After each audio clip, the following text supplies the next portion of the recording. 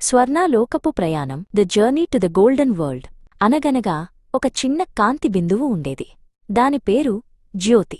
జ్యోతి చాలా కాలం మాయానగరమనే చీకటి అల్లరి పట్టణంలో చిక్కుకుపోయింది. అక్కడ దుమ్ము, ధూళి, గందరగోళం ఎక్కువగా ఉండేవి. జ్యోతి తన నిజమైన రూపాన్ని మర్చిపోయింది. తను ఒక ప్రకాశవంతమైన నక్షత్రంలాంటి ఆత్మ, సోల్ అని తనకు గుర్తులేదు. తను కేవలం ఈ అల్లరి చేస్తున్న నగరం కోసమే, మురికి పనుల కోసమే బ్రతుకుతున్నానని అనుకుంది. ఒకరోజు ఆకాశం నుండి ఒక తేజోమయమైన వృద్ధుడు వచ్చారు. ఆయన పేరు తేజోమయ బాబా. ఆయన అద్భుతమైన వెచ్చని కాంతితో మెరుస్తున్నారు. బాబా చాలా దయగా జ్యోతివైపు చూశారు. తేజోమయ బాబా జ్యోతికి ఒక చిన్న మెరిసే వస్తువుని ఇచ్చారు. దీనిని దివ్యదృష్టి అంటారు అన్నారు. దీని ద్వారా నీవు నీ నిజమైన స్వచ్ఛమైన రూపాన్ని చూడవచ్చు. జ్యోతి ఆ దివ్యదృష్టితో తనను తాను చూసుకుంది. ఎంత అద్భుతం!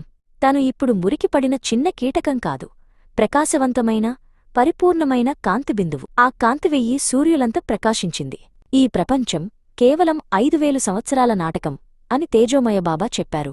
నాటకం దాదాపు ముగిసింది. నీవు ఇప్పుడు స్వర్ణలోకానికి, గోల్డెన్ వరల్డ్ తిరిగి వెళ్ళాలి. అక్కడ నీవు దేవతగా ఉంటావు. నేను ఈ నగరాన్ని పూర్తిగా వదిలివెళ్లాలా అని జ్యోతి అడిగింది. లేదు అని బాబా చిరునవ్వుతో అన్నారు. ఇది అన్లిమిటెడ్ రినౌన్సియేషన్. నీవు ఇక్కడే ఉండి రాజులా యోగం చేయాలి. రాజయోగం అంటే నీవు నీ పనులు చేస్తూనే నీ మనసును కేవలం నాతో అనుసంధానం చేయాలి.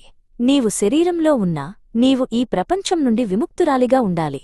నీ దృష్టి ఎల్లప్పుడూ స్వచ్ఛంగా ఉండాలి. జ్యోతి ప్రతిరోజూ ఆ రాజయోగాన్ని అభ్యసించింది. ఆమె మనసు తేలికపడింది. ఆమె కాంతి మరింత పెరిగింది. ఆమె మాయానగరంలో నివసిస్తున్నా ఆమె ఒక స్వర్ణలోకపు రాణిలా తనను తాను భావించింది. చివరగా నాటకం ముగిసింది. జ్యోతి పరిపూర్ణమైన బంగారుప మారి తేజోమయ బాబాతో కలిసి ప్రకాశవంతమైన స్వర్ణలోకంలోకి ప్రవేశించింది. ఆమె ఇప్పుడు ఆ రాజ్యానికి మహారాణి.